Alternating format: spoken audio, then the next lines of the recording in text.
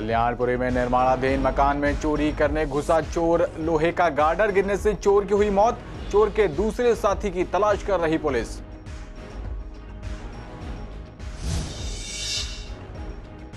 किसान आंदोलन को चलते हो गए 103 दिन। सीसीएन से बोले गाजीपुर सीमा पर डटे किसान, महापंचायतों को देखकर घबरा गई है सरकार।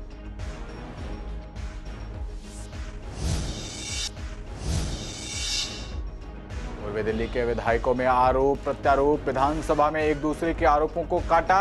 आमने सामने आए अनिल वाजपेयी और अब्दुल रहमान।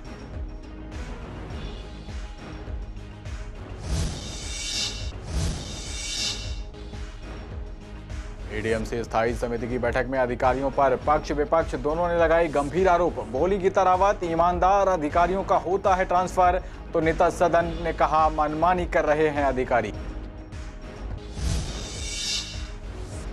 और ड्राई राशन किट लेने नहीं आ रहे आधे से ज्यादा बच्चों के पेरेंट्स। संवाददाता वंदना ने एजुकेशन कमेटी के चेयरमैन से की खास बात। बोले रोमेश गुप्ता, दूसरे अभिभावकों में बांटी जाएगी बची हुई राशन किट।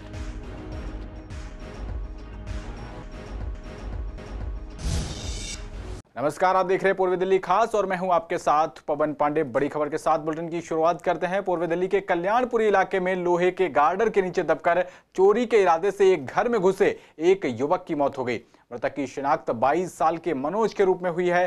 दरअसल मनोज अपने एक अन्य साथी के साथ चोरी के इरादे से एक निर्माणाधीन मकान में पहुंचा था। वहां दीवार के सहारे लोहे के गार्डर खड़े थे।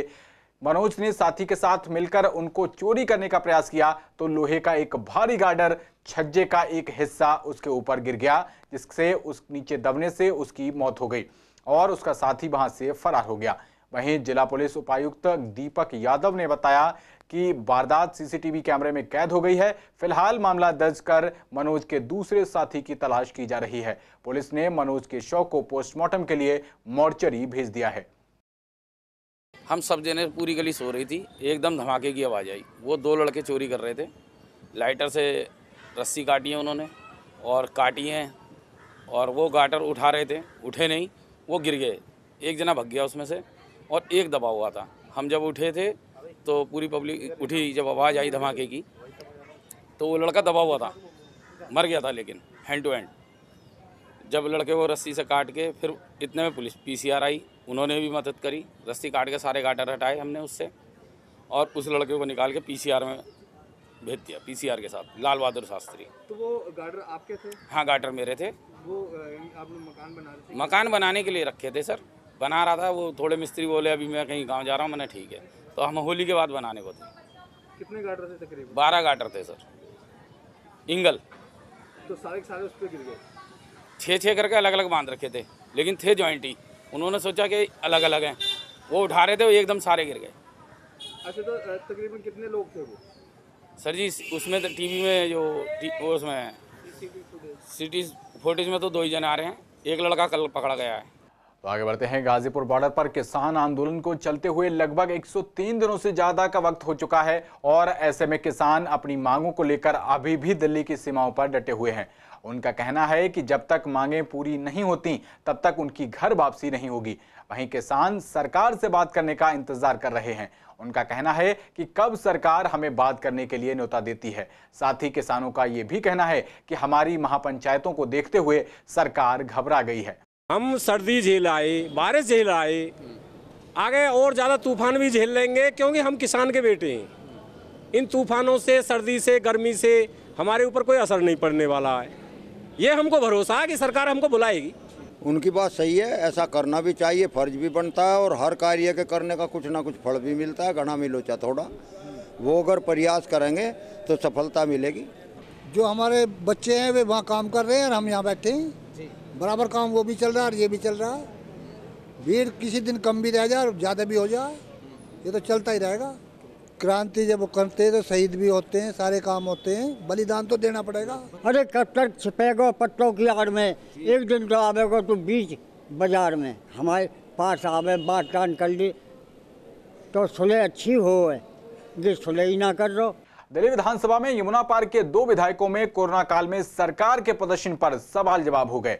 गांधीनगर के विधायक अनिल वाजपेयी ने उपराज्यपाल के अभिभाषण के दौरान कहा कि दिल्ली सरकार और दिल्ली में आम आदमी पार्टी के विधायक इस दौरान पूरी तरह निष्क्रिय रहे। उन्होंने ये दावा भी किया कि इस दौरान बीजेपी के विधायक ही अपनी जान हथेली पर लेकर जनता के बीच जाते रहे। वाजपेयी ने कहा कि दिल्ली में कोरोना काबू से बाहर हो गया था और दिल्ली सरकार हाथ पर हाथ रखकर बैठी थी। ऐसे में केंद्रीय गृह मंत्री अमित शाह ने दिल्ली में बागडोर संभालते हुए स्थिति को काबू में लिया।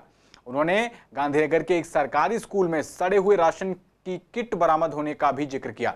अनिल वाजपेयी ने कहा कि दिल्ली सरकार ने जो राशन बांटा वो सड़ा हुआ था। इसके जवाब में सीलमपुर के विधायक अब्दुल रहमान ने कहा कि हम अनिल वाजपेयी की बात को मानते हैं कि दिल्ली में सड़ा हुआ राशन बांटा गया, लेकिन दिल्ली सरकार ने वही राशन बांटा जो केंद्र सरकार ने सप्लाई किया था। इसलिए केंद्र सरकार ने भेदभाव बरतते हुए दिल्ली को सड़ा हुआ राशन दिया। इसलिए केंद्र सरकार की आलोचना की जानी चाहिए।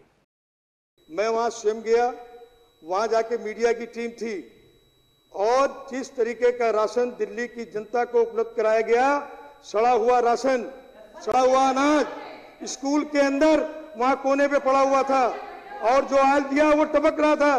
मैंने 51 उसी दिन रात को जब ये बात मैं मीडिया को लेके वहां पहुंचा, अध्यक्ष जी, जब वहां पर मैं निरीक्षण करने गया और लोग थे, मेरी विधानसभा की जनता थी और स्कूल के अंदर सड़ा हुआ राशन, सड़ा हुआ गेहूं, सड़ा हुआ चावल वहां पर उपलब्ध कराया गया।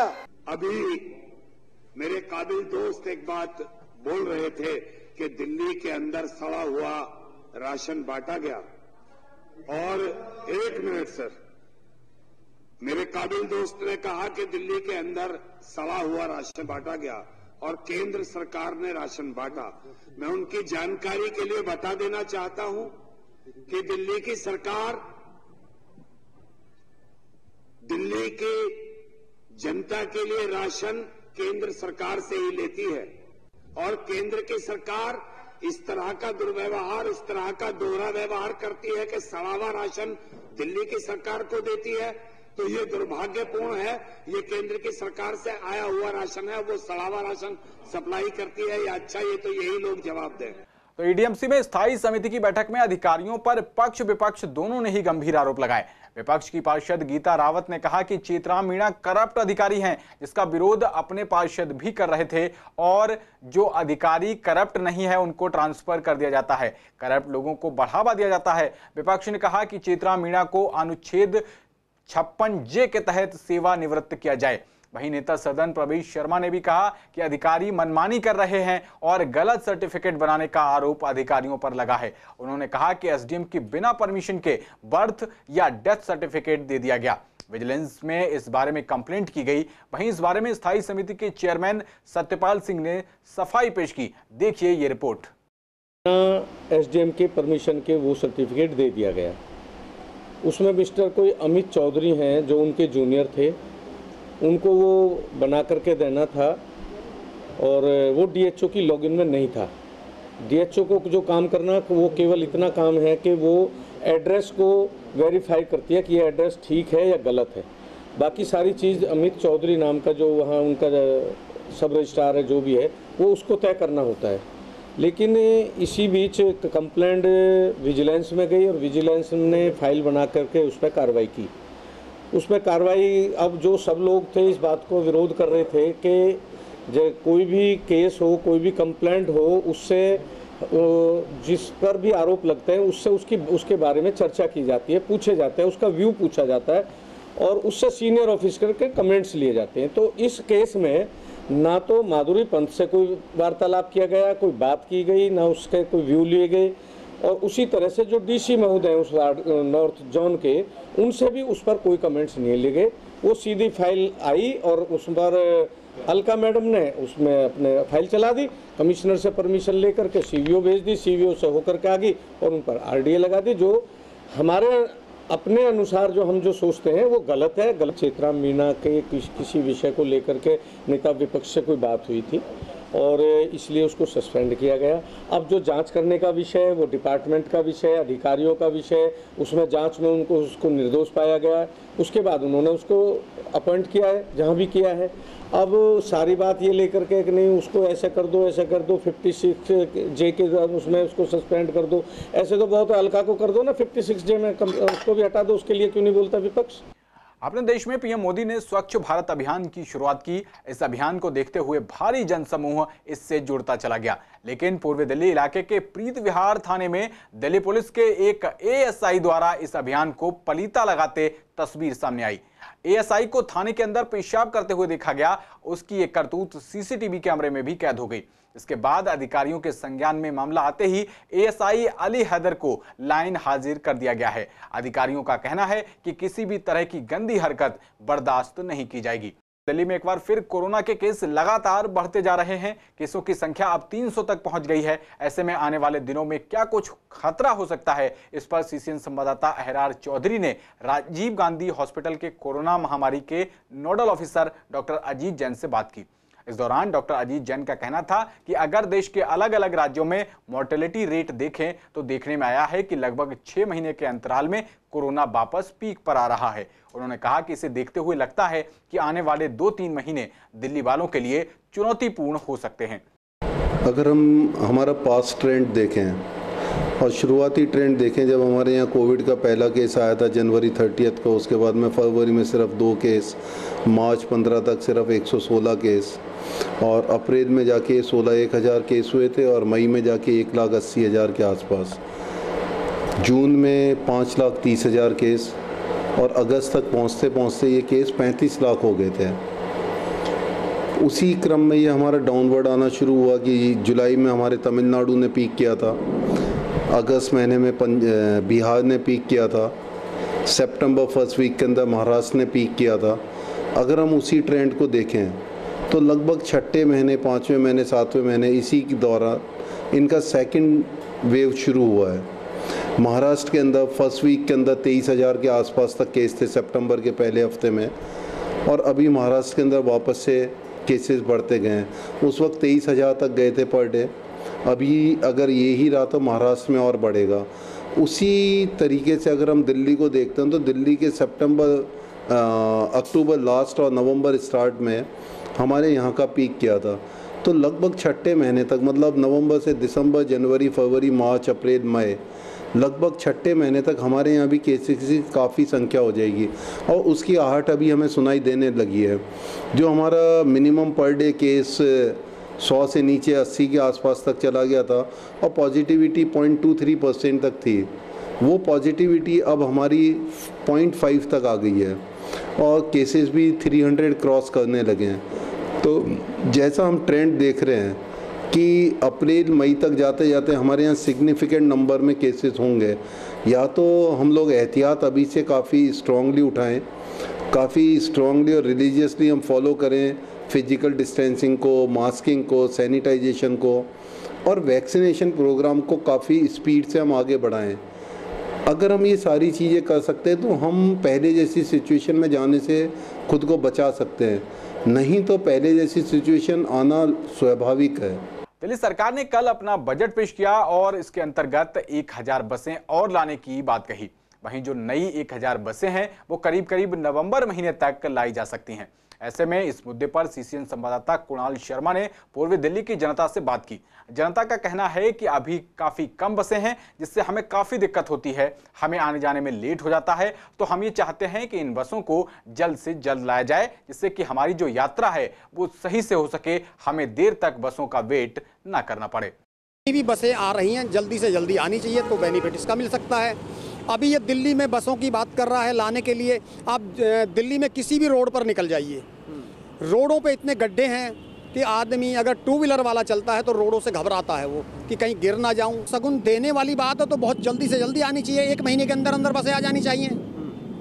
अगर जनता को ही फ़ायदा करना है तो 1 महीने में आ जाए। कल जो बजट पास हुआ है सितंबर तक का, अगर आपको बसें लानी है तो सितंबर का क्या मतलब, लोग परेशान हैं। और पहली बात तो सितंबर में लाओ, चाहे दिसंबर में लाओ, चाहे अगले महीने लाओ, जब तक ये दिल्ली की रोडें सही नहीं होंगी। आप दिल्ली की रोडों का हाल देख रहे हो, जाम, बारिश आते इस तरह पानी भर जाता है, 2 व्हीलर वाले इतने परेशान हो जाते हैं तो इन चीज़ों का फ़ायदा क्या, लानी है तो आप 1 महीने में लाओ, 2 महीने में पहले ना सड़कों को ठीक कराओ। आप देख रहे हैं लेडीज इन्होंने महिलाओं की टिकट फ्री कर रखी है, हर चीज़ फ्री कर रखी है, मगर जब 1-1 घंटे इंतजार करेंगी परेशान होंगी, बसें की सर्विस नहीं होगी, क्यों जाम इतना है दिल्ली में, रोड टूटे पड़े हैं, हर चीज़ से इतनी परेशान है, तो आप फ़ायदा क्या। जैसे आप देख रहे हो इतनी ज़्यादा लेट हो जाते हैं, मतलब आधा घंटा 20-20 मिनट का जो खड़ा उसका टाइम तो वैसे ही वेस्ट हो गया। कि अरविंद केजरीवाल जी ने जो कल बजट पेश किया है विधानसभा में, उसमें बसों की स्थिति बहुत ख़राब है। जो बसें हैं उनकी ना तो मेंटेनेंस हो रही है, कुछ नहीं हो रहा, सड़कों की हालत ख़राब है, लोगों को 1-1 घंटा लग जाता है एक छोटे से जगह पर जाने में। अरविंद केजरीवाल जी से रिक्वेस्ट है वो सड़कें ठीक करें, यातायात ठीक करें, उसके बाद जितनी जल्द से जल्द हो सकें बसें जल्दी से जल्दी आ जानी चाहिए, होली के तुरंत बाद आ जानी चाहिए मेरे हिसाब से। दिल्ली यूनिवर्सिटी के 12 कॉलेजों को दिल्ली सरकार से सैलरी ग्रांट न मिलने पर पूर्व दिल्ली के टीचर्स बेहाल हैं। सीसीएन संवाददाता कुणाल शर्मा से बात करते हुए टीचर्स का कहना है कि हम अपने घर का खर्च भी नहीं उठा पा रहे हैं। उन्होंने कहा कि हमने कोरोना काल में भी लगातार काम किया और अब सैलरी न मिलने से हमारे घर की ईएमआई और घर के अन्य खर्च भी नहीं हो पा रहे हैं, लिहाजा जल्द से जल्द फंड दिया जाए जिससे उनकी परेशानियां कम हो सकें। गौरतलब है कि पिछले लगभग 6 महीनों से दिल्ली सरकार ने दिल्ली यूनिवर्सिटी के 12 कॉलेजेस को ग्रांट नहीं दी है, जिसके कारण टीचिंग स्टाफ और नॉन टीचिंग स्टाफ और पूरी संस्था की व्यवस्थाएं चरमरा गई हैं।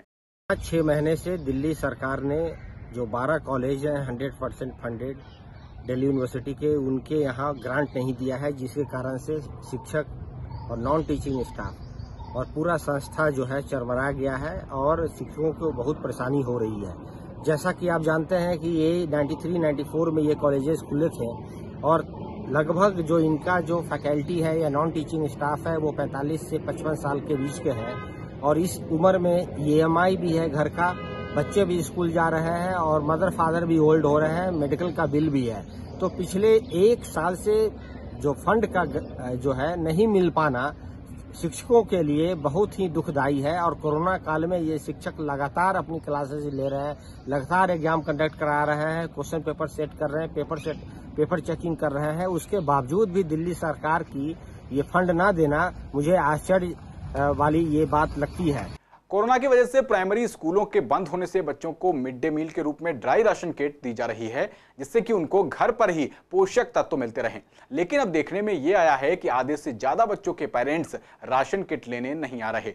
इसके पीछे की क्या कुछ वजह है, इसको लेकर सीसीएन संवाददाता वंदना कश्यप कैंथ ने एजुकेशन कमेटी के चेयरमैन रोमेश गुप्ता से बात की। इस दौरान उन्होंने बताया कि जो अभिभावक राशन किट लेने नहीं पहुंच रहे उनको या तो आगे बाकी पेरेंट्स को दे दिया जाएगा या फिर दूसरे राउंड में उनको दे दिया जाएगा। देखिए हमारी ये खास बातचीत।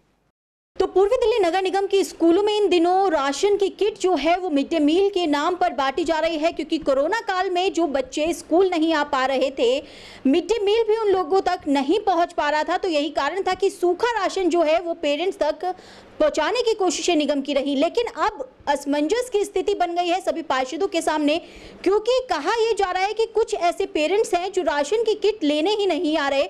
फिलहाल उसका क्या करें और क्या ना करें, इस पर विचार किया जा रहा है और आगे की जानकारी ले लेंगे। रोमेश गुप्ता जी मेरे साथ इस समय मौजूद हैं, एजुकेशन कमेटी के चेयरपर्सन, उनसे बात करते हैं। देखिए, पेरेंट्स जो है कोरोना काल में लोगों के जब काम धंधे बंद हो गए, जितने रेडी वाले, खोमचे वाले, पटरी वाले और जो छोटे मोटे दुकानदार जिनका संबंध गांव से था, वो दिल्ली शहर से अपने बच्चों को लेकर चले गए।